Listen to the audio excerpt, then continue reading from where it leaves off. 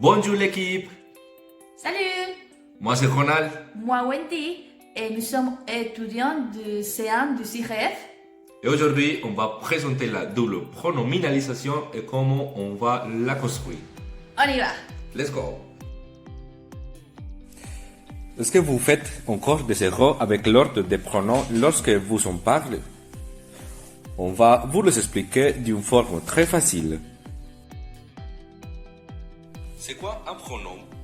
Un pronom représente un nom ou un groupe nominal déjà nommé. Nous savons déjà que l'on les utilise souvent pour éviter la répétition en les reprenant sur une autre forme. Voici ceux qui sont les plus connus. En rappelant de l'utilisation des pronoms, voici quelques petits ensembles. Pour l'utilisation des pronoms du complément d'objet direct, maintenez-vous les. Regardez le remplacement du sujet de la phrase suivante.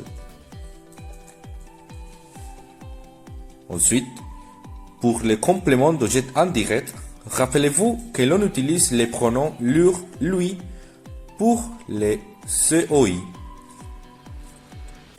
Regardons.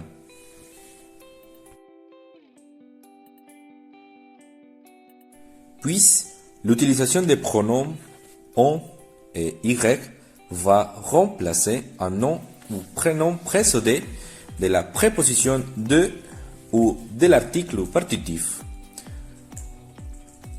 ou bien sûr de la préposition à, respectivement.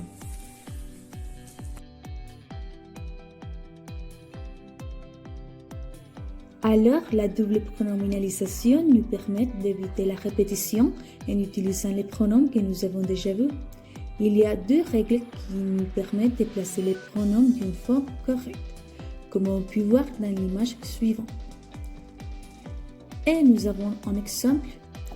Le guide fait visiter les quartiers aux touristes. Alors, en remplaçant, on dit « il les lui fait admirer ». Là, on utilise les EOD et après les EOI. Maintenant, on va lire des phrases où on peut regarder la place des pronoms par rapport à l'ordre que nous avons vu dans l'image précédente. Première, on commence par les phrases positives. À l'indicatif, les pronoms se placent avant le verbe principal. Par exemple, il te rendra ta voiture. Avec les pronoms, on a « il te la rendre ». Aussi, comme il adore le chocolat, je le lui offrirai pour son anniversaire. Avec les temps composés, comme les passés composés, on voit que les pronoms se placent avant les verbes auxiliaires, être ou avoir. Par exemple, tu as envoyé un SMS à tes parents? Oui, je leur en ai envoyé. Dans la forme négative, on voit que les pronoms se placent après le nom et dans le cas des temps composés avant du verbe auxiliaire. Par exemple, tu as accompagné tes cousins à la gare? Non, je ne les y ai pas accompagnés. Ou je n'ai pas pu acheter de pain à la boulangerie. Il n'y en avait plus. Dans le temps à l'indicatif.